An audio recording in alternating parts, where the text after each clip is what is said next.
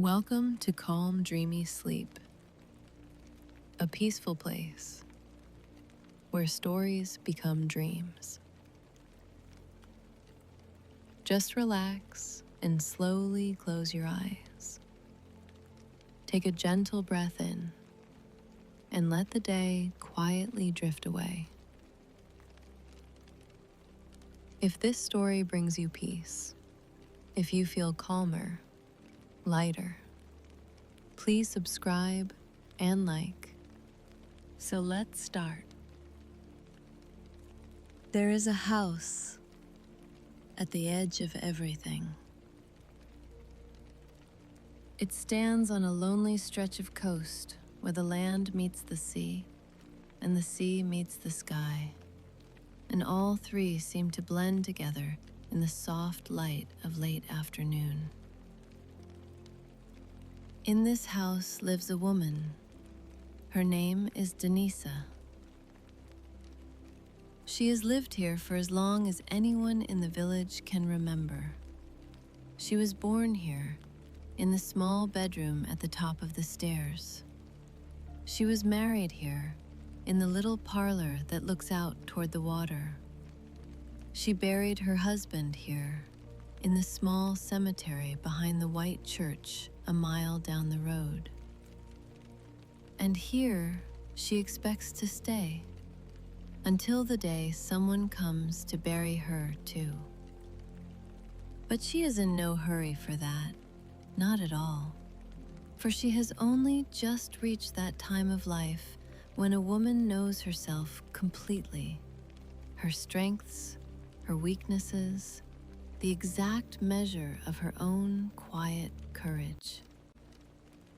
Soft, warm, like the beginning of an ordinary day. She rises each morning at 6 o'clock. Not because she must, not because anyone expects it, but because the day is a gift, and she has always believed in unwrapping it early. She cooks breakfast in the small kitchen with the blue curtains. She sets the table for one, and then, remembering, adds a second plate for Clara, who has lived with her now for nearly 15 years. Clara is smaller than Denisa, rounder. Her face is gentle and solemn, like someone who has spent her life trying very hard to do everything just right. She came to Denisa long ago, looking for work and finding a home instead. And now she is more than a companion. She is a disciple. Whatever Denisa does, Clara does too. Just a little later, just a little slower, but with all her heart. Warm and gentle. After breakfast, there are dishes to wash, then the milking, then the churning, then the sweeping, the ironing, the tending of the little garden behind the house. In the afternoons, they knit, or quilt, or sew. And in the evenings, when the light begins to soften and the sea takes on that luminous quality that comes just before dusk, they sometimes sit on the front porch. Denisa sits on the bench to the left of the door. Clara sits on the bench to the right. They do not always speak. Sometimes it is enough to simply watch the road and the sky and the occasional wagon that passes by. And when it is truly dark, Denisa lights the lamp in the parlor. She reads aloud while Clara listens, or tries to listen, for the day has been long and the fire is warm, and sometimes her eyes will close despite her best intentions. Curious, like something unexpected on the horizon. Most days are like this, quiet, peaceful, predictable. But some days are different. This particular afternoon in late summer began like any other.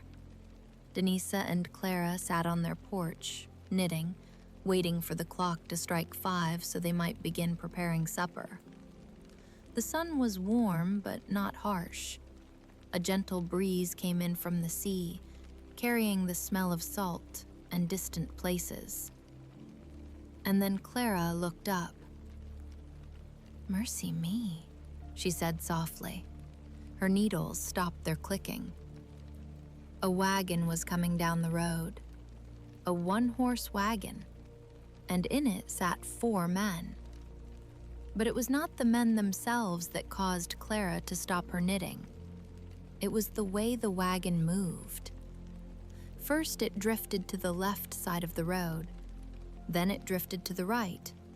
Then back again. "Whoever those people are," Clara said, "they must be strangers here. They don't know where they're going." Denisa looked up sharply. She studied the wagon for a long moment. Then she smiled, a small, knowing smile. "Those are sailors," she said. "You can tell by the way they drive. They tack back and forth, just like a ship beating against the wind." A single piano note, like a knock at the door, warm and gentle. The wagon drew up in front of the little white house. The man driving was elderly. His hair was white and thin, and a small white beard waved gently in the breeze beneath his chin, giving Clara the sudden, private impression that his head was full of hair that was slowly leaking out. "Is this the widow Denise's place?" he called out, in a voice that carried like a ship's bell across calm water. "It is," said Denisa. She set down her knitting and walked to the gate. Clara followed. "We were told," the man said, "at a house about a quarter-mile back, that this was the only place in the village where we might get a meal. We're 4 sailors, making our way across to the next town. Still got 8 miles ahead of us, and we're all quite sharp-set for something to eat." Denisa considered him for a moment. Then she nodded. "This is the place," she said. "I do give meals when there's enough in the house, and today, everything comes handy." The 4 men climbed down from the wagon, each one over a different wheel, with the easy agility of men used to moving aboard ships. They unhitched their horse and gave him a box of ship's biscuits, which he began to eat with great satisfaction. Then they came inside, like a meal shared, like stories waiting to be told. Warm and gentle.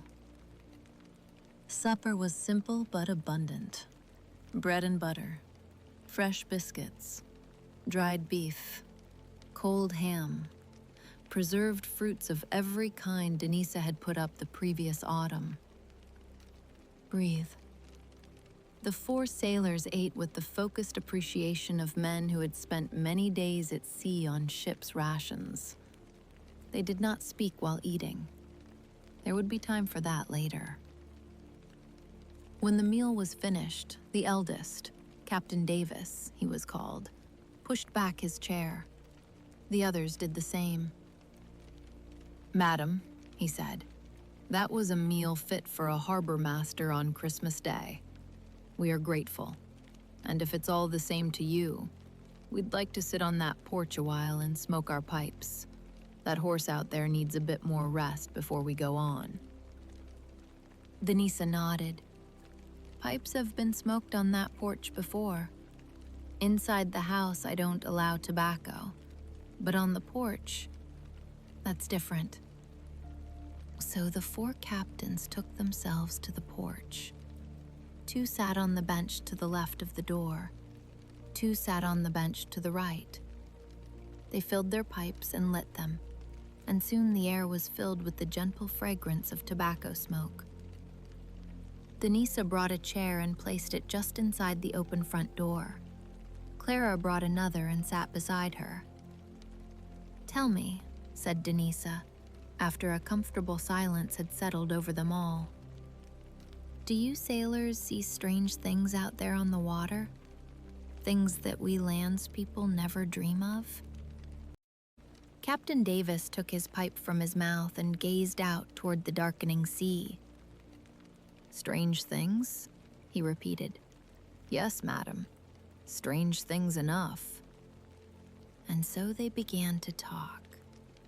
Captain Davis told of a voyage long ago when his ship was caught in a storm so fierce that the waves rose up like mountains and the wind screamed like all the souls of the drowned. "We were sure we were lost," he said. "The ship was taking on water faster than we could pump it out. The men were praying. I was praying too, though I don't mind admitting it." He paused, drawing on his pipe. And then, something happened. A great whale surfaced beside us. Not an ordinary whale. This one was old, older than any creature has a right to be. You could see it in his eyes. He'd seen things. He knew things. The other sailors nodded slowly. They had heard this story before, but they listened anyway, as men do when a truth is being spoken. "That whale pushed against the ship," Captain Davis continued. "Pushed us, steady and strong, until we were out of the worst of it. Then he dove down deep and was gone. And I've always believed he was sent." Captain Ellis spoke next. He told of an island he had once seen, an island that appeared on no map, in a part of the ocean where no island should be. "It was covered in trees the likes of which I've never seen before or since. Their leaves were silver in the moonlight, and on the shore, there was a light, a fire maybe, or something else." He shook his head slowly. "We tried to sail toward it, but the closer we got, the farther away it seemed. We sailed for hours, and the island never came any nearer. And then, the fog rolled in.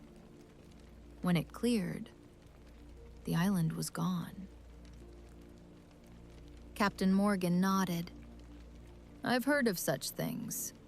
The sea keeps its secrets, shows them only to those who need to see." Warm and gentle. Captain Hayes was the youngest of the four, though still an elderly man. His story was different from the others. "It was about a message in a bottle," he said. "I found it when I was a boy, just starting out at sea. Floating there in the middle of nowhere. A green bottle with a cork in it." He paused, and for a moment his eyes seemed to look inward, at something far away. "Inside was a letter, written by a woman to her husband who had been lost at sea years before. She wrote about their children, how they'd grown, how she'd told them stories about their father, how she still put a lamp in the window every night, just in case." "What did you do with it?" Clara asked softly, forgetting herself. Captain Hayes looked at her. "I kept it," he said. "For years I kept it. And then one day, when I was sailing near the coast where she'd lived, I went ashore. I found her. She was an old woman by then. Her children were grown and gone. But she still put a lamp in the window every night." He smiled gently. "I gave her the letter. She read it, and she thanked me. Said she'd always wondered if anyone had found it. Said it felt like a piece of him had finally come home." Let the stories settle like sediment in clear water. The four sailors fell silent. Their pipes had gone out, but they held them still, as if the stories themselves had been enough to warm them. Denisa looked at them, at these four old men who had seen so much and carried so much with them across all the miles of ocean.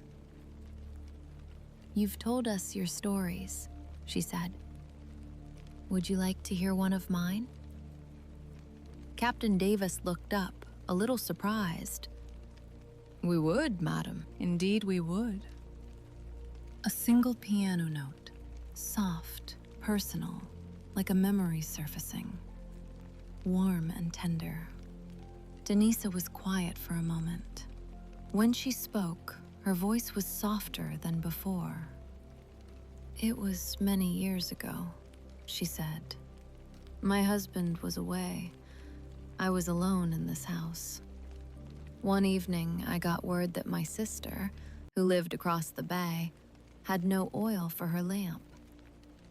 She paused. Now, you might think that a small thing, but her husband was a fisherman. He came home after dark, and if there was no light in the window, he might not find his way. I knew I had to get that oil to her. There was no one else to do it. So I filled the can, and they went down to the boat. The boat was small. I didn't know much about handling it, but I knew about the rudder. I'd held the rudder when I was a girl. So I took hold of it, and I turned it, round and round. Captain Davis's eyebrows rose slightly, but he said nothing.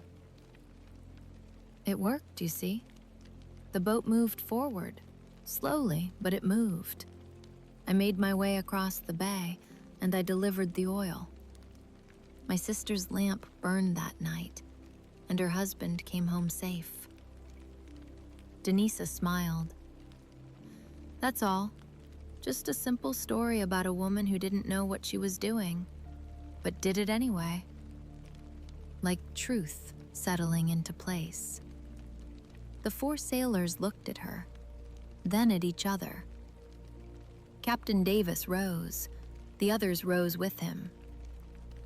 "Madam," he said, "that is the truest story we've heard all evening, and we've heard some true ones." He reached into his pocket. The others did the same. "What do we owe you for the meal?" Soft and peaceful. Denisa named her price. 25 cents apiece. A fair price for a fair meal. Each man placed a silver quarter in her palm. She closed her fingers around them and felt their cool weight.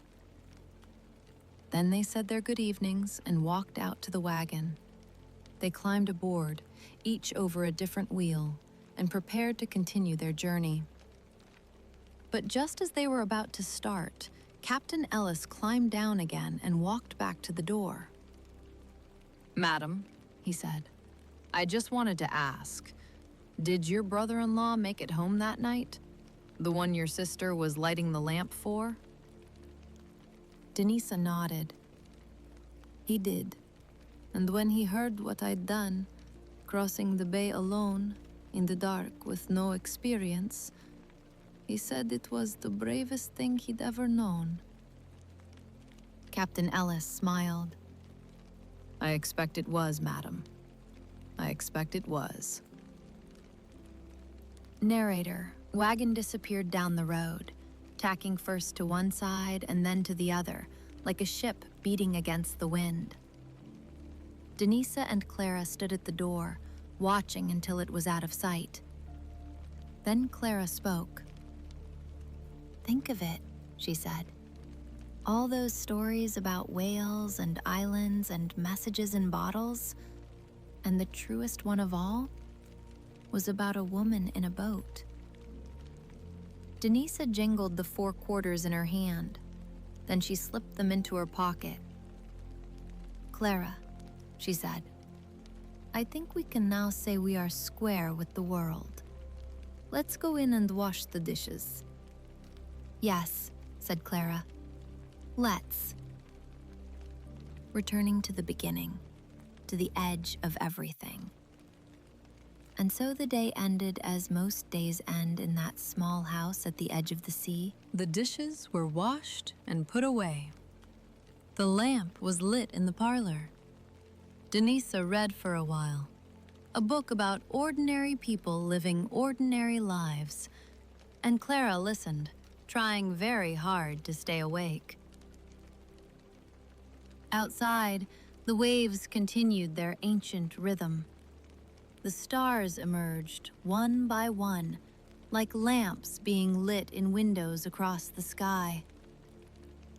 And somewhere out there, on the dark water, 4 old sailors made their way toward the next town, carrying with them the memory of a woman who had crossed a bay alone, with nothing but a rudder and the courage she didn't know she had. The barest breath. Tonight, as you lie here, warm and safe, think of that woman. Think of all the ordinary courage in the world, the small acts of bravery that no one ever writes about in books, the lamps lit in windows, the boats guided by hands that have never steered before. These are the truest stories of all. And they are happening, even now, somewhere just beyond the horizon. Thanks for listening and liking our stories. Before moving towards second story, please subscribe, like, and hit that bell icon for more upcoming exciting fairy tales. It stands in a quiet town, not far from the industrial glow of the great cities, but far enough that on a clear winter night, you can stand at an upstairs window and see the stars pursuing their slow orbits across a dark velvet sky.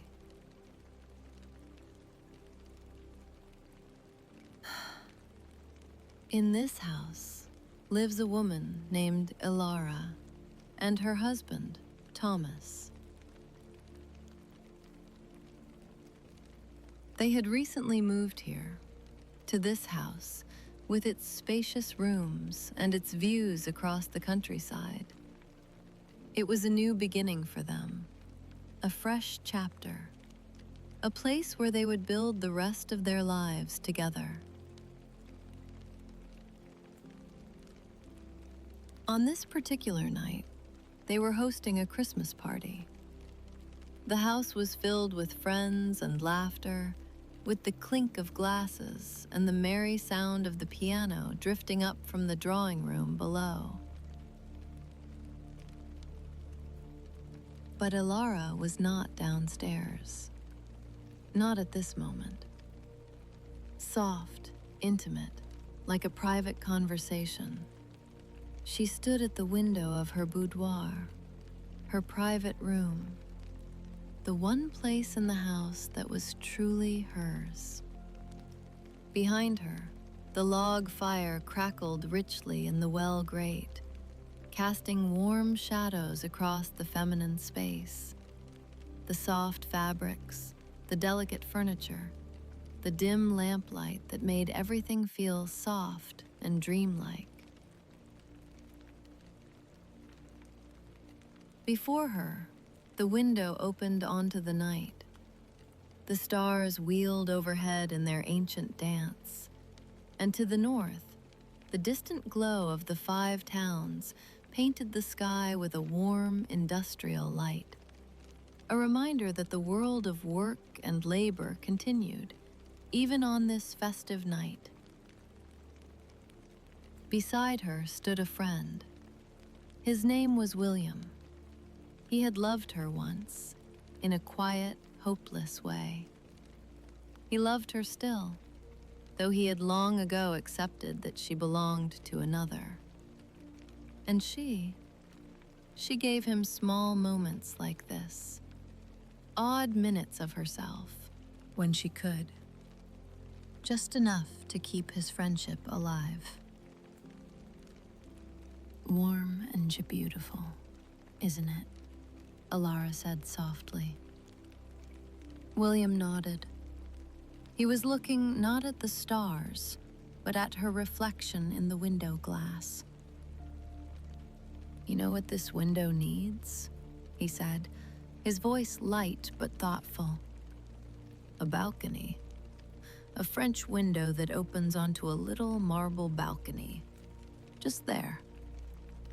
He gestured toward the space beyond the glass. You could see the lake from there, he continued. People are skating on it tonight. And in summer, imagine sitting out there in the warm evenings, watching the stars, dreaming your dreams. Alara's eyes lit up. Something stirred in her romantic heart. What a lovely idea, she breathed. A striped awning, perhaps, and flowers in pots along the railing. I could sit there in my prettiest dresses and watch the world go by. At that moment, the door opened. Thomas came in. He was a few years older than Alara, his hair already thinning at the crown, his face marked by the quiet worries of a man who ran his own business.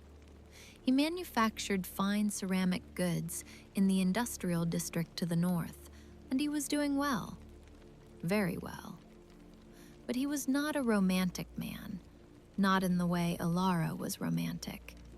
He loved her deeply, of that there was no doubt. But his love showed itself in practical things, in providing for her, in building a life, in being steady and reliable. What are you two up to? He asked, a hint of playful suspicion in his voice. Just watching the skaters, Alara said quickly. And the stars. And the wonders of the night, William added with a chuckle. He always laughed at himself, as if to say, I know I'm being foolish, but isn't foolishness part of being human? Well, said Thomas, you'd better come downstairs and join the party. People are wondering where the hostess has gone. Alara seized her moment. William had the most wonderful idea, she said, her voice bright with enthusiasm. He thinks I should have a French window here with a marble balcony, just there, where we could see the lake. Wouldn't that be perfect? Thomas looked at William, then at Alara, then back at William. That's just like you, William, he said, but he was smiling.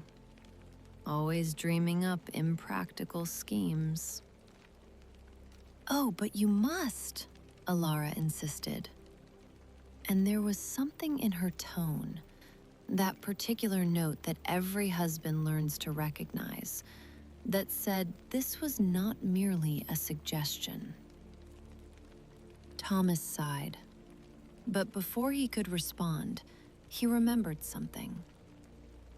She's arrived, he said. Curious, mysterious, like a door opening. Alara's eyes widened. The fortune teller? I thought you said she wouldn't come. She hesitated, Thomas replied. She was afraid, I think. But in the end, she agreed. Alara clapped her hands together.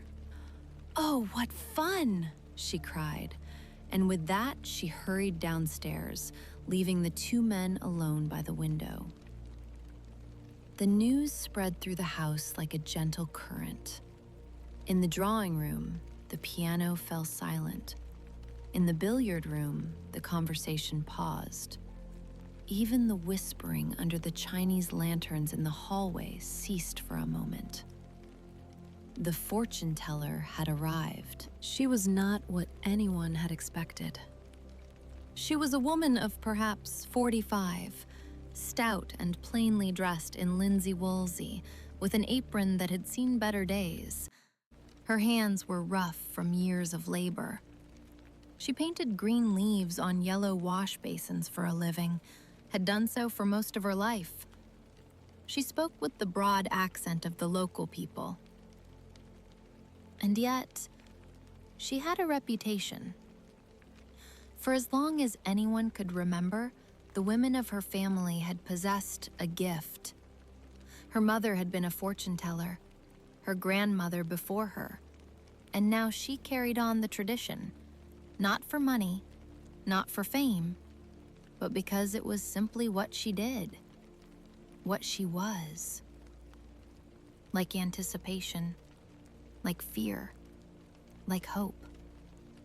Upstairs, in Alara's boudoir, the fortune teller waited. She had been given supper in the kitchen, turkey and beer, the simple fare of the servants' quarters. Now she sat in the elegant room, surrounded by soft fabrics and feminine things, looking utterly out of place. But she was not uncomfortable. She had seen many rooms in her life, rich and poor, grand and humble, and she had learned that people were the same everywhere. They all wanted to know the same things. Will I be loved? Will I be happy? Will I be safe? She waited, and soon they began to come. At first, there was hesitation. No one wanted to be the first. After you? No, after you. I'm not going. It's all nonsense anyway. But eventually, 2 young people volunteered. Samuel and Margaret, newly engaged, their happiness still fresh and bright. They went up together, hand in hand. But in a moment, Samuel came down alone. The fortune teller, he explained with a shrug and a smile, would not receive the 2 sexes together. This small detail, this strange rule, somehow made everything more convincing, more mysterious, more real. A single piano note, soft, knowing, like a secret being told. When Margaret returned, she was thoughtful. She told me things, she said quietly. Things she couldn't possibly have known. A group gathered at the foot of the stairs. She said I would receive an important letter within a few days. That much would depend on it. She said there would be a big removal next year, a move, perhaps, and that I would travel over water. Margaret's eyes were wide. My grandmother has been meaning to write, she said, and Samuel and I have talked of going to France. After that, there was no stopping the stream of visitors. One by one, they climbed the stairs to the boudoir. One by one, they returned, some laughing, some thoughtful, some unsettled. They all agreed it was nonsense, of course. And yet, Thomas went, William went, even the mayor went, though he was careful to mention that he was not, of course, acting in any official capacity. But Alara would not go. She stood in the hallway, watching her guests come and go, and something held her back, a fear she could not name, a superstition she could not shake. Christmas had always been an uneasy time for her. Things happened at Christmas, unpredictable things, and she had learned over the years to be careful. Margaret drew to a close. Pair by pair, the guests departed into the cold, romantic night. At last, only the fortune teller remained. "Give her half a sovereign and let her go," Thomas said. "It's late." Alara took the coin and climbed the stairs to the boudoir. The woman was sitting quietly by the fire, her rough hands folded in her lap. She looked up as Alara entered, and smiled, a simple, honest smile. And in that moment, something overcame Alara, a curiosity she could no longer resist. Will you tell my fortune?" she asked. The woman nodded. She reached for the teapot that sat on the small table beside her. Alara's hand trembled as she poured the last of the tea into the cup. She drank it quickly, not tasting it, her eyes fixed on the woman's face. Then, following instructions, she tipped the cup into the saucer. The wet tea leaves slid out and settled in a pattern against the porcelain. The woman took the cup. She turned it this way and that. She studied the leaves in silence. And then she spoke. "There's a widow here," she said softly. In her broad accent, the words fell like stones into still water. Alara felt the blood drain from her face. "A widow?" The woman nodded slowly. "You'll be having a letter," she continued, "or perhaps a telegram. And then—" "No," Alara said. "No more." She pressed the half-sovereign into the woman's hand and hurried from the room, her heart pounding in her chest. Behind her, the fortune teller sat alone by the fire, wondering at the ways of the rich. The days that followed were strange ones in the house by the lake. Thomas noticed a change in his wife. She was kinder than ever, more attentive, more solicitous. She wrapped him in warm scarves before he went out. She met him at the door when he came in. She watched what he ate, cautioning him against this dish and that. She insisted he wear his thickest socks, even on mild days. When he boxed with William in the exercise room, a habit they had kept since boyhood, she was always there, watching, ready to call a halt at the slightest sign of exertion. She spoke against the motor car he had been thinking of buying. She insisted he take the closed carriage to the station instead of the open cart. She was, in short, determined to keep him alive. And through it all, she was so gentle, so kind, so melancholy. Like Warm and Jamis could not understand it.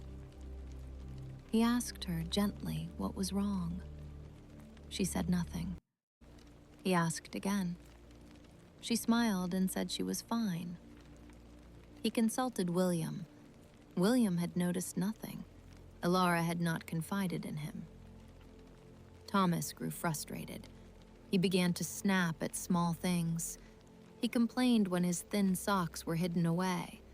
He asked with some irritation why she looked so pale.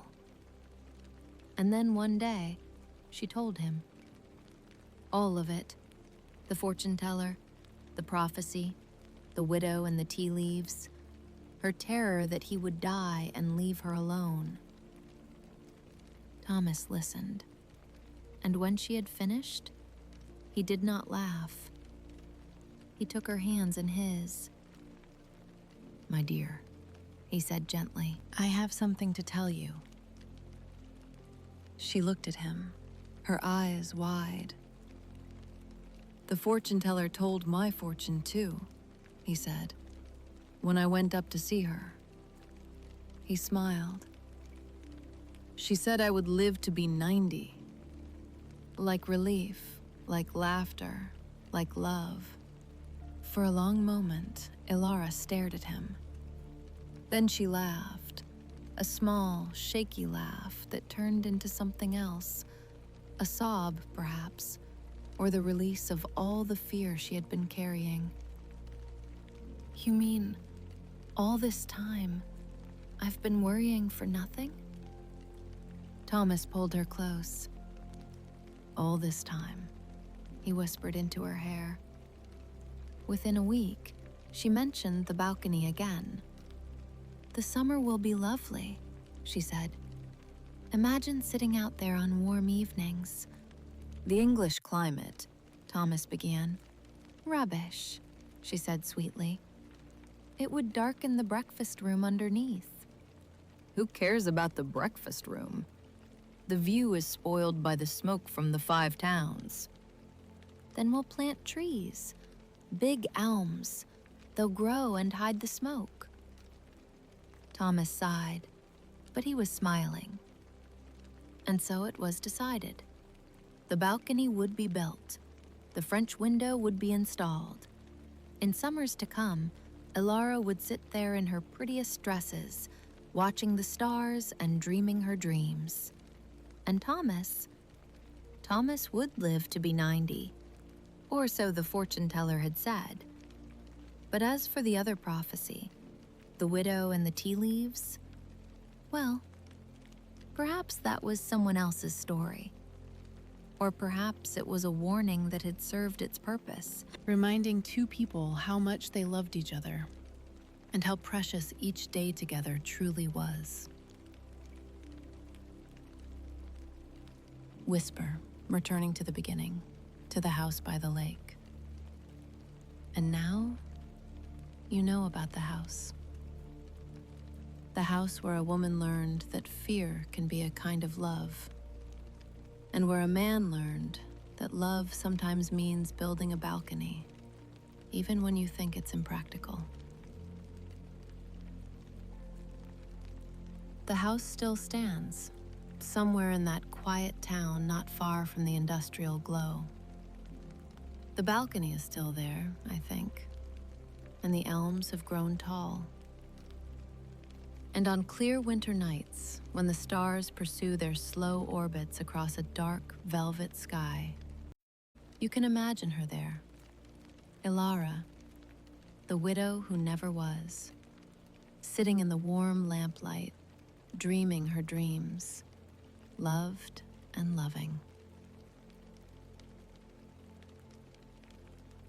Tonight, as you lie here, warm and safe, think of that balcony. Think of all the small hopes and fears that fill a life, the prophecies that come true and the ones that don't, the love that shows itself in practical ways, and the love that dreams of marble balconies. They are both real. They are both true. And somewhere, just beyond the window, the stars are still pursuing their ancient orbits. Sleep well and dream of summer evenings and of the ones who love you in all the ways they know how. Tonight's story is now gently coming to an end. Thank you for being here tonight. Thank you for listening. You don't need to do anything now. Just rest. Let your thoughts grow quiet, one by one, like candles being softly blown out. The soft sounds you hear, the gentle rain, the quiet hush of the world outside. They will continue to play, slowly, softly, steadily, guiding you deeper and deeper into comfortable, natural sleep. Close your eyes now. Let your shoulders soften. Let your hands rest open. Let your breath grow slow and easy. There is nothing to carry with you tonight. No thoughts to hold, no worries to keep. Only this quiet moment, only this gentle stillness. Allow yourself to drift away now, like a leaf on still water, like a cloud across a silent moon. Deeper and deeper and deeper still. Good night and sweet dreams.